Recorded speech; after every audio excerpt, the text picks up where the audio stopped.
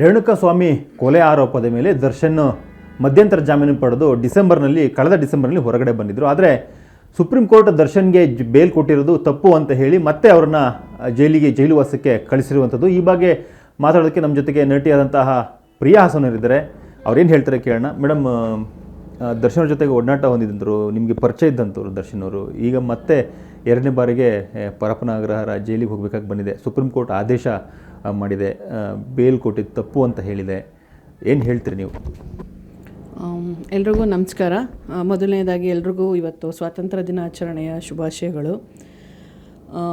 ಈ ಕಡೆ ನಮಗೆ ಸ್ವಾತಂತ್ರ್ಯ ದಿನಾಚರಣೆ ಒಂದು ಸಂಭ್ರಮ ಉತ್ಸವ ನಡೀತಾ ಇದೆ. ಬಟ್ ಇವಾಗ ದರ್ಶನ್ ವಿಚಾರ ಕೇಳಿ ಒಂದು ಕಡೆ ಬೇಸರನೂ ಆಗ್ತಾಯಿದೆ. ಆದರೆ ಎಲ್ಲೋ ಒಂದು ಕಡೆ ತಪ್ಪು ಮಾಡಿದವರು ಶಿಕ್ಷೆ ಅನುಭವಿಸ್ಲೇಬೇಕು. ಉಪ್ಪು ತಿಂದ ಮೇಲೆ ನೀರು ಕುಡಿಲೇಬೇಕಂತಾರಲ್ಲ, ಗಾದೆ ಸುಳ್ಳಾದರೂ ವೇದ ಸುಳ್ಳಾದರೂ ಗಾದೆ ಸುಳ್ಳಾಗಲ್ಲ ಅನ್ನೋ ಹಾಗೆ ಎಲ್ಲೋ ಒಂದು ರೀತಿಯಲ್ಲಿ ಅವರು ತಪ್ಪು ಮಾಡಿಬಿಟ್ಟಿದ್ದಾರೆ. ಮಾಡ್ಕೋಬಾರ್ದಿತ್ತು ಇದನ್ನು ಅವ್ರ ಜೀವನದಲ್ಲಿ. ನಾನು ನೋಡಿದ್ದ ದರ್ಶನೇ ಬೇರೆ. ಇವಾಗಲೂ ತುಂಬ ಈ ಥರ ಒಂದು ಚೇಂಜಸ್ ನೋಡಿ ನನಗೆ ಆಶ್ಚರ್ಯ ಅನ್ನಿಸ್ತಾ ಇದೆ. ಒಳ್ಳೆಯ ವ್ಯಕ್ತಿತ್ವ ಹೊಂದಿರೋ ಅಂಥ ವ್ಯಕ್ತಿನೇ. ಆದರೆ ಈಗ ಸಹವಾಸ ದೋಷ ಸನ್ಯಾಸಿ ಕೆಟ್ಟ ಅಂತಾರಲ್ಲ, ಹಾಗೆ ಸಹವಾಸ ದೋಷಗಳು ಅವ್ರನ್ನ ಒಂದು ಸಮಯ ಸಂದರ್ಭ ಏನೇನೋ ತಪ್ಪುಗಳನ್ನ ತಪ್ಪು ಮಾಡಿಬಿಟ್ಟಿದ್ದಾರೆ. ಇವಾಗ ಶಿಕ್ಷೆ ಆಗಿದೆ. ಯಾಕಂದರೆ ಕಾನೂನು ಮುಂದೆ ನಾವು ಯಾರೂ ದೊಡ್ಡವರಲ್ಲ. ಎಂಥ ದೊಡ್ಡ ವ್ಯಕ್ತಿನೇ ಆದರೂ ಕಾನೂನು ಮುಂದೆ ತಲೆ ಬಾಗಲೇಬೇಕಾಗತ್ತೆ. ಆವಾಗಷ್ಟೇ ನಮ್ಮ ಒಂದು ಸಮಾಜ ಸರಿಯಾದ ಒಂದು ರೀತಿಯಲ್ಲೇ ನಡ್ಕೊಂಡು ಹೋಗೋಕ್ಕೆ ಸಾಧ್ಯ. ಸೊ ಹಾಗಾಗಿ ಇದು ಶಿಕ್ಷೆ ಆಗಿದೆ, ಅದನ್ನು ಅಕ್ಸೆಪ್ಟ್ ಮಾಡಿಕೊಳ್ಳೇಬೇಕು. ಅಕ್ಸೆಪ್ಟ್ ಮಾಡಿಕೊಂಡು ಅವರು ಈ ಒಂದು ಶಿಕ್ಷೆನ ಅನುಭವಿಸಿ ಒಂದು ಒಳ್ಳೆಯ ವ್ಯಕ್ತಿತ್ವ ಹೊಂದಿರೋವಂಥ ವ್ಯಕ್ತಿಯಾಗಿ ಹೊರಗೆ ಬರಲಿ, ಮತ್ತು ಸಾಕಷ್ಟು ಸಿನಿಮಾಗಳನ್ನ ಮಾಡಲಿ, ಅವರ ಒಂದು ಫ್ಯಾನ್ಸ್ನ ರಂಜಿಸಲಿ ಅಂತ ನಾನು ಕೇಳ್ಕೊತೀನಿ. ಹಾಗೆ ಇನ್ನೊಂದು ಇಂಪಾರ್ಟೆಂಟ್ ವಿಚಾರ ಏನಂದರೆ, ದರ್ಶನ್ ಅವ್ರ ಫ್ಯಾನ್ಸು ಇಷ್ಟು ಗಲಾಟೆಗಳು ಮಾಡ್ತಾಯಿದ್ದಾರೆ, ಕರ್ನಾಟಕಾದ್ಯಂತ ಇಷ್ಟು ಅವರ ಫ್ಯಾನ್ಸ್ ಬಗ್ಗೆ ಕೆಟ್ಟದಾಗಿ ಮಾತಾಡ್ತಾ ಇದ್ದಾರೆ, ಕೆಟ್ಟದಾಗಿ ಮೆಸೇಜ್ಗಳು ಮಾಡ್ತಾಯಿದ್ದಾರೆ ಅಂದಾಗ, ಒಂದು ಜವಾಬ್ದಾರಿಯುತ ವ್ಯಕ್ತಿ ಆದಾಗ ಸಮಾಜದಲ್ಲಿ ಅವರು ಒಂದು ದರ್ಶನ್ಗೆ ಒಂದು ಮೆಸೇಜ್ ಕೊಡಬೇಕು. ಯಾಕಂದರೆ ಇದು ಅವರಿಗೆ ಒಂಥರ ಅವ್ರುಗಳು ಮಾಡೋ ತಪ್ಪು ಅವ್ರಿಗೆ ಮರ್ಯಾದೆ ಹೋಗೋವಂಥ ಪ್ರಶ್ನೆ ಆಗತ್ತೆ. ಇದೆಲ್ಲ ಈ ಥರದ್ದು ಒಂದು ಅವಾಂತರಗಳಿಂದನೇ ಇಷ್ಟೆಲ್ಲ ಮಾಡೋಕ್ಕೆ ಸಾಧ್ಯ ಆಗಿದ್ದು. ತಪ್ಪು ಮೆಸೇಜ್ಗಳನ್ನ ಕಳಿಸ್ದೇ ಹೋಗಿದ್ದಿದ್ರೆ ಪವಿತ್ರ ಗೌಡಗೆ ಇವತ್ತು ಇಷ್ಟೆಲ್ಲ ರಾಮಾಯಣಗಳು ಆಗ್ತಾನೇ ಇರಲಿಲ್ಲ. ಆಮೇಲೆ ಅವರು ಅದನ್ನು ಟ್ಯಾಕಲ್ ಮಾಡಿದ್ದ ರೀತಿ ಬೇರೆ ಆಗಿತ್ತು. ಈಗ ಪವಿತ್ರ ಗೌಡ ಅವರಾಗಲಿ ದರ್ಶನ್ ಆಗಲಿ ಸೋಷಿಯಲ್ ಮೀಡಿಯಾದಲ್ಲಿ ಏನು ಅವ್ರಿಗೆ ಪ್ರಾಬ್ಲಮ್ ಆದ್ರೂ ಸೈಬರ್ ಇತ್ತು, ಸೈಬರ್ ಅವ್ರಿಗೆ ಕಂಪ್ಲೇಂಟ್ ಮಾಡ್ಬೋದಿತ್ತು, ಪೊಲೀಸ್ ಆಫೀಸರ್ಸ್ಗೆ ಕಂಪ್ಲೇಂಟ್ ಮಾಡ್ಬೋದಿತ್ತು. ದರ್ಶನ್ ಅವರು ಇರೋವಂಥ ಸ್ಥಾನಕ್ಕೆ ಅವರು ಒಂದು ಫೋನ್ ಕಾಲಲ್ಲಿ ಇದನ್ನು ಹ್ಯಾಂಡ್ಲ್ ಮಾಡಿ ಅವನಿಗೆ ಬುದ್ಧಿವಾದ ಹೇಳ್ಬೋದಿತ್ತು.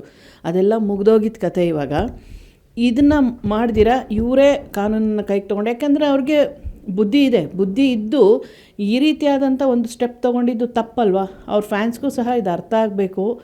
ಏನಕ್ಕೆ ಹೇಳ್ತಾ ಇದ್ದೀನಿ ಅಂದರೆ, ನಿಮ್ಮ ಒಂದು ಹೀರೋನ ಸ್ಕ್ರೀನ್ ಮೇಲೆ ನೋಡಿ, ಸ್ಕ್ರೀನ್ ಮೇಲೆ ರಂಜಿಸ್ತೀರಾ, ನೀವು ಹಾಲಭಿಷೇಕ ಮಾಡ್ತೀರಾ, ಅವರನ್ನು ಆರಾಧಿಸ್ತೀರಾ, ಖಂಡಿತ ಅವ್ರನ್ನ ಪ್ರೀತಿ ಮಾಡಿ, ಬೇಡ ಅಂತ ಹೇಳಲ್ಲ. ಅದು ಅವರ ನಟನೆ ಆಗಿರುತ್ತೆ. ಅದೇ ಅವರ ಪರ್ಸ್ನಲ್ ಜೀವನದಲ್ಲಿ ಅವ್ರು ಏನು ಮಾಡ್ತಾರೆ, ಅವರು ತಪ್ಪೇ ಮಾಡಿದ್ರೂ ನಾವು ಅವರ ಅಭಿಮಾನಿ ಅಂತ ಅವರನ್ನು ತಪ್ಪಿಗೂ ಸಹ ನೀವು ಪ್ರೋತ್ಸಾಹ ನೀಡ್ತಾ ಇದ್ದೀರಾ ಅಂದರೆ ನಿಜವಾದ ಅಭಿಮಾನಿಗಳು ಖಂಡಿತ ಅಲ್ಲ.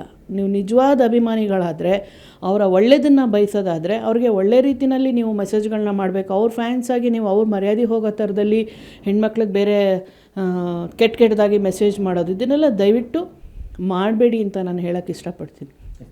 ಮೇಡಮ್, ಎಲ್ಲೋ ಒಂದು ಕಡೆ ದರ್ಶನ್ ಈ ಕೇಸಿಂದ ಹೊರಗಡೆ ಬರ್ತಾರೆ ಅನ್ನೋ ನಿರೀಕ್ಷೆ ಅವ್ರ ಅಭಿಮಾನಿಗಳಲ್ಲಿ ಇತ್ತು. ಯಾಕಂದರೆ ಬೇಲ್ ಸಿಕ್ಕಿತ್ತು, ಹಾಗಾಗಿ ಮತ್ತು ಸಿನಿಮಾದ ಕೆಲಸಗಳ ಶುರು ಮಾಡ್ಕೊಂಡಿದ್ರು. ಸಿನಿಮಾ ಇನ್ನೇನು ರಿಲೀಸ್ಗೂ ರೆಡಿ ಆಗಿತ್ತು. ಅದ್ರ ಮಧ್ಯದಲ್ಲಿ ಈ ಬ್ಯಾಡ್ ಕಮೆಂಟ್ಸ್ಗಳು ಹಾಕುವಂಥ ಒಂದು ಪ್ರಮೇಯ ಬಂತು. ರಮ್ಯಾ ಅವರ ವಿಚಾರದಲ್ಲೂ ಕೂಡ ದೊಡ್ಡ ಇಶ್ಯೂ ಆಯಿತು. ಎಲ್ಲವೂ ಕೂಡ ಕೋರ್ಟ್ ಗಮನಕ್ಕೆ ಹೋಗ್ತು ಅಂತ ಅನಿಸುತ್ತೆ. ಅದು ಕೂಡ ಎಲ್ಲ ಒಂದು ಕಡೆ ಅವ್ರಿಗೆ ಮಾರಕ ಆಯಿತು ಅಂತ ಅನಿಸುತ್ತೆ. ಹೇಗೆ? ಇಲ್ಲ, ಆ್ಯಕ್ಚುಲಿ ರಮ್ಯಾ ಅವರು ಸ್ಟೆಪ್ ತೊಗೊಂಡಿರೋ ರೀತಿ ನಾನು ನಿಜವಾಗ್ಲೂ ಹೆಮ್ಮೆ ಪಡ್ತೀನಿ. ಅವ್ರ ಬಗ್ಗೆ ನಿಜವಾಗ್ಲೂ ಅವರೊಂದು ಒಳ್ಳೆ ಬೋಲ್ಡ್ ಸ್ಟೆಪ್ ತೊಗೊಂಡು ಇದನ್ನು ಮಾಡಿದ್ದಾರೆ. ಯಾಕಂದರೆ ಅವ್ರಿಗೆ ಸ್ಥಾನಕ್ಕೆ ಅವ್ರಿಗೆ ಸ್ಟೆಪ್ ತೊಗೊಂಡಿದ್ದು ತುಂಬ ಒಳ್ಳೆಯದೇ ಆಯಿತು ಅನಿಸುತ್ತೆ. ಯಾಕೆ ಹೇಳ್ತೀನಿ ಅಂದರೆ, ಅವರು ಪ್ರಥಮ ಅವ್ರ ವಿಚಾರದಲ್ಲೋ ಇನ್ಯಾವುದೋ ವಿಚಾರದಲ್ಲಿ ಒಳ್ಳೆಯ ಒಂದು ಮಾಹಿತಿ ಕೊಟ್ಟಾಗ ಅವ್ರ ಬಗ್ಗೆ, ದರ್ಶನ್ ಅವ್ರ ಬಗ್ಗೆ ಮಾತಾಡಿದಾಗ ಬ್ಯಾಡಾಗಿ ರಮ್ಯಾ ಅವ್ರಿಗೆ ಮೆಸೇಜ್ ಮಾಡಿರೋದು ತುಂಬಾ ತಪ್ಪು. ನಾನು ಹೇಳೋದು ಅದನ್ನೇ. ಇವಾಗ ನೋಡಿ, ಪವಿತ್ರ ಅವ್ರಿಗೆ ಬ್ಯಾಡ್ ಮೆಸೇಜ್ ಮಾಡಿದ್ದಕ್ಕೆ ರೇಣುಕಾ ಸ್ವಾಮಿ ಇಷ್ಟೆಲ್ಲ ಅವಾಂತರಗಳಾಯ್ತಲ್ಲ. ಅದೇ ರೀತಿ ಬೇರೆಯವರು ಹೆಣ್ಮಕ್ಳಲ್ವಾ, ರಮ್ಯಾ ಆಗಿರ್ಬೋದು, ಇನ್ನೊಬ್ಬರಾಗಿರ್ಬೋದು, ಎಲ್ಲ ಹೆಣ್ಮಕ್ಳಿಗೂ ಅವ್ರದ್ದೇ ಆದಂಥ ವ್ಯಕ್ತಿತ್ವ, ಅವ್ರದ್ದೇ ಆದಂಥ ಬೆಲೆ ಇರುತ್ತೆ. ನೀವುಗಳು ಒಂದು ಹೆಣ್ಮಗಳಿಗೆ ಈ ಥರ ಮೆಸೇಜ್ ಮಾಡೋದು ಎಷ್ಟು ಮಟ್ಟಿಗೆ ಸರಿ? ತಪ್ಪಲ್ವಾ? ಅದಕ್ಕೆ ನಾನು ಹೇಳೋದು, ನಿಮ್ಮನೆ ಹೆಣ್ಮಕ್ಳನ್ನ ಒಂದು ಸತಿ ನೆನೆಸ್ಕೊಳ್ಳಿ. ನೀವು ಮೆಸೇಜ್ ಮಾಡ್ಬೇಕಾರೆ ನಿನ್ನ ಹೆಂಡತಿ, ನಿನ್ನ ಮಗಳು, ನಿಮ್ಮ ಅಕ್ಕ ತಂಗಿದಿರನ್ನ ನೆನೆಸ್ಕೊಂಡು ಇದು ನಾನು ಮಾಡ್ಬೋದಾ, ಇದನ್ನು ನಾನು ಮಾಡಿದ್ರೆ ಕರ್ಮ ರಿವರ್ಸ್ ಅಂತಾರಲ್ಲ, ಹಾಗೆ ಇದನ್ನು ನಾನು ಮಾಡಿದಾಗ ನಿಮ್ಮನೆ ಹೆಣ್ಮಕ್ಳಿಗೂ ಬೇರೆಯವ್ರು ನಿಮ್ಮ ಥರ ತೊಂದರೆ ಕೊಟ್ಟಾಗ ನೀವು ಹೆಂಗೆ ಸೇಫ್ ಮಾಡ್ತೀರಾ ಅವರನ್ನು? ಸಮಾಜಕ್ಕೆ ನೀವೇನು ಮೆಸೇಜ್ ಹೇಳ್ತೀರಾ?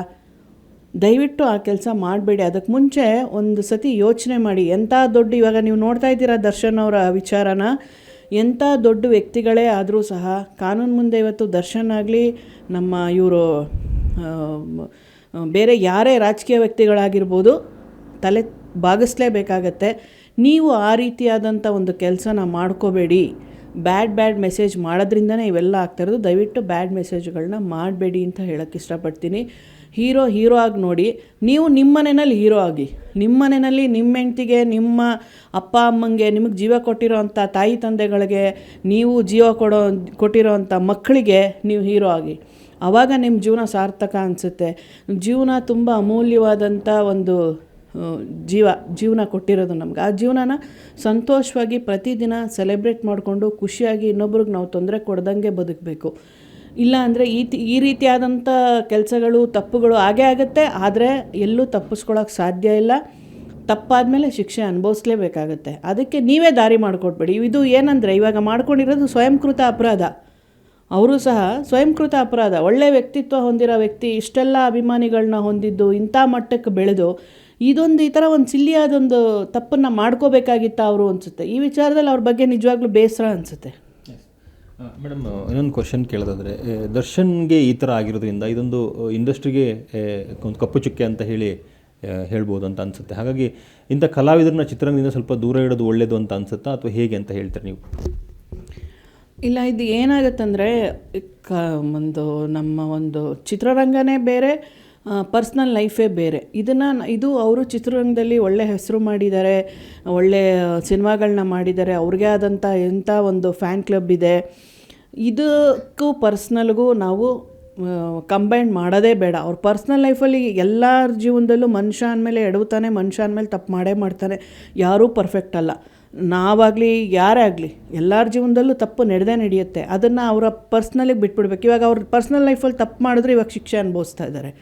ಆದರೆ ಅವ್ರ ಪ್ರೊಫೆಷನ್ಗೆ ಅದು ಲಿಂಕ್ ಆಗಬಾರ್ದು. ಹಾಗಾಗಿ ಇದು ಪ್ರೊಫೆಷನ್ನಲ್ಲಿ ನಾವು ಏನೋ ಈ ರೀತಿಯಾದಂಥ ಒಂದು ಡಿಸಿಷನ್ಸ್ನ ತಗೊಳ್ಳೋದು ತಪ್ಪು ಅಂತ ನನ್ನ ಅನಿಸಿಕೆ. ಅವರು ಒಳ್ಳೆ ವ್ಯಕ್ತಿಯಾಗಿ ಹೊರಗೆ ಬರಲಿ, ಇನ್ನೂ ಸಿನಿಮಾಗಳನ್ನ ಮಾಡಲಿ, ಅವ್ರಿಗೆ ಅವರ ತಪ್ಪು ಅರಿವಾಗಬೇಕು. ಹಾಗೆ ಮತ್ತೆ ಆ ತಪ್ಪುಗಳನ್ನ ಮಾಡದೇ ಇರೋ ರೀತಿಯಲ್ಲಿ ಅವರೊಂದು ಫ್ಯಾನ್ಸ್ಗೂ ಸಹ ಇದು ಒಂದು ಒಳ್ಳೆ ಮೆಸೇಜು, ಅವ್ರುಗಳೂ ಸಹ ಒಂದು ಒಳ್ಳೆಯದನ್ನು ಕಲೀಲಿ ಅಂತ ನಾನು ಆಶಿಸ್ತೀನಿ. ಆವಾಗಲೇ ಸಹ ನಮ್ಮ ಜೀವನ, ನಮ್ಮ ಒಂದು ಸಮಾಜನ ಉತ್ತಮವಾಗಿ ನಾವು ತೊಗೊಂಡೋಗೋಕ್ಕೆ ಸಾಧ್ಯ. Thank you. ಸೊ ಇದಿಷ್ಟು ನಟಿ ಪ್ರಿಯಾಸನ್ ಅವರ ಮಾತುಗಳು. ಕ್ಯಾಂಪರ್ಸನ್ ನಾಗರಾಜ್ ಜೊತೆಗೆ ವಿಜಯ್ ಪಟ್ಟದಾರ್, ಏಷ್ಯಾನೆಟ್ ನ್ಯೂಸ್, ಬೆಂಗಳೂರು.